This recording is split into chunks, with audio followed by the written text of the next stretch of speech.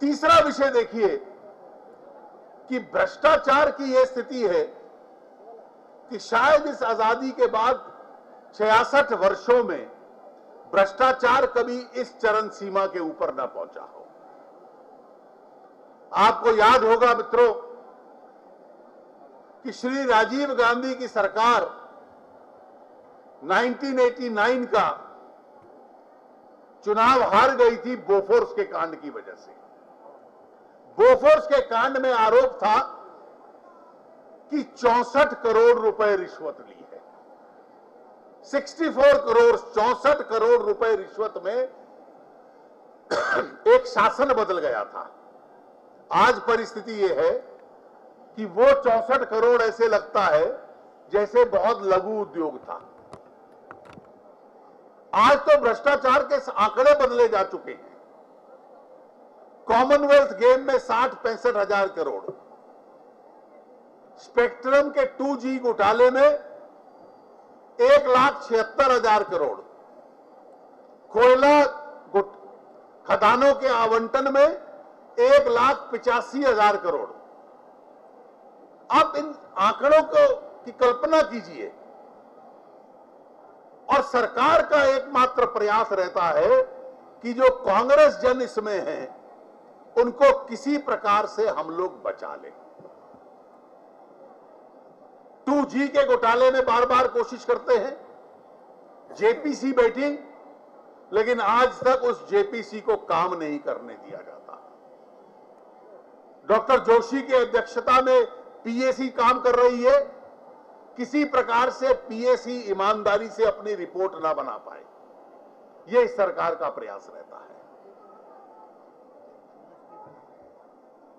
कोयला खदानों के आवंटन में सीबीआई सुप्रीम कोर्ट के सामने सच ना बोल पाए, इसलिए सीबीआई की रिपोर्ट के साथ भी खिलवाड़ की जाए। यह उस भ्रष्टाचार की परिस्थिति है। देश की सुरक्षा एक ऐसे मोड़ पर खड़ी है कि इस सरकार की नीतियों के तहत यह देश अपने आप को असुरक्षित महसूस करता है। पाकिस्तान जब चाहे हमारे जवान सैनिकों का सर काट देता है, जब चाहे सीमा पार करके कहीं ब्लास्ट कर देता है। यह परिस्थिति है। देश के मध्य में देख लें तो माओवाद का विस्तार होता जा रहा है और केंद्र की सरकार के पास उससे निपटने के लिए ना ताकत है, ना बल है, ना इच्छा शक्ति है। एक बार कोशिश की थी इनके गृह मंत्री ने कि राज्यों को इकट्ठा करें कि माओवाद से लड़ें। प्रधानमंत्री ने भी भाषण दे दिया था कि देश की सबसे गंभीर समस्या है, और उसके तुरंत बाद सोनिया जी ने एक लेख लिख दिया कांग्रेस संदेश में, तो माओवाद के खिलाफ इनकी लड़ाई भी अपने आप में आधी रह गई। जब तक कांग्रेस पार्टी इस देश की सुरक्षा को सुरक्षा के कारणों के साथ नहीं जोड़ेगी और वोट बैंक की राजनीति से अलग नहीं करेगी, तब तक इस देश की सुरक्षा सुरक्षित नहीं रह सकती है। आज पूरे चैनल पे अखबारों में आ रहा है कि एक महिला अधिकारी को उत्तर प्रदेश की सरकार ने बदल दिया। सब कह रहे हैं बहुत ईमानदार थी। क्या कारण था? वोट बैंक का कारण था। किसी ने अवैध निर्माण कहीं किया किसी धार्मिक ढांचे पे, तो समाजवादी पार्टी की सरकार को लगा कि इसको स्वीकार नहीं किया जा सकता, तो एक ईमानदार अधिकारी को बदल दो। यह परिस्थिति है। 3-4 दिन पहले बाटला हाउस वाले कांड का फैसला आया था, आज से सजा सुनाई जानी है। कितने कांग्रेस के नेता थे जो उन बहके हुए नौजवानों के घरों में आजमगढ़ जा रहे थे, उनके साथ और उनके परिवारों के साथ अपना समर्थन दिखलाने के लिए।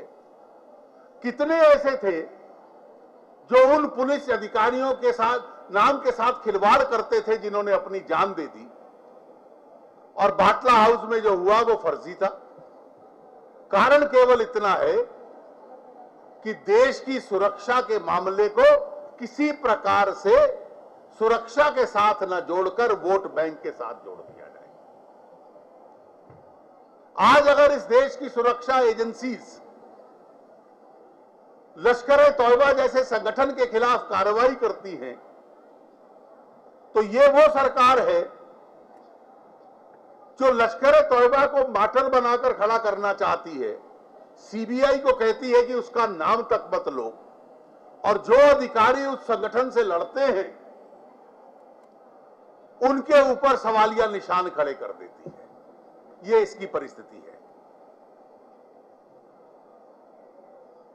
देश के पड़ोस की स्थिति यह है, पाकिस्तान का मैंने जिक्र किया, जब चाहे इस देश के अंदर आतंक मचा सकता है।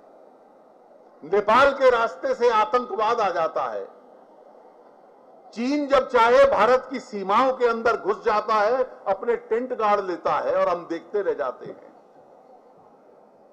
बांग्लादेश से लाखों करोड़ों लोग गैर कानूनी घुसपैठिए इस देश में आ जाते हैं। मालदीव जैसा एक छोटा सा देश, वो भी हिंदुस्तान को आंखें दिखलाने लग पड़ता है।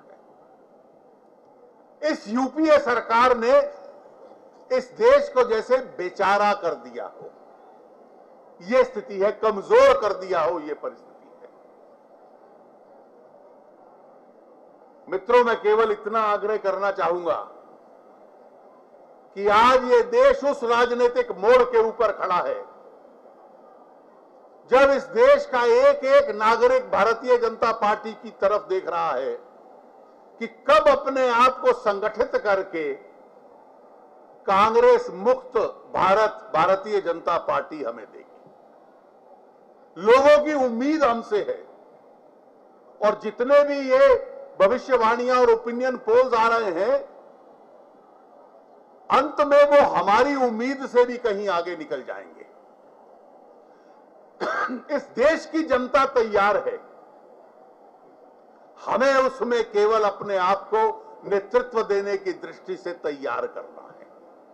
हमें अपने आप को तैयार करना है कि कांग्रेस की सरकार के से इस देश को मुक्त करवाना है। उन प्रांतों में, मैं तो देख के हैरान हो गया, कभी हाल में कोई ओपिनियन पोल आ रहे थे, तमिलनाडु में, बंगाल में, जहां अपनी ताकत से हम इतना नहीं जीत पाते, हमारी वोट में इतना उछाल आ रहा है।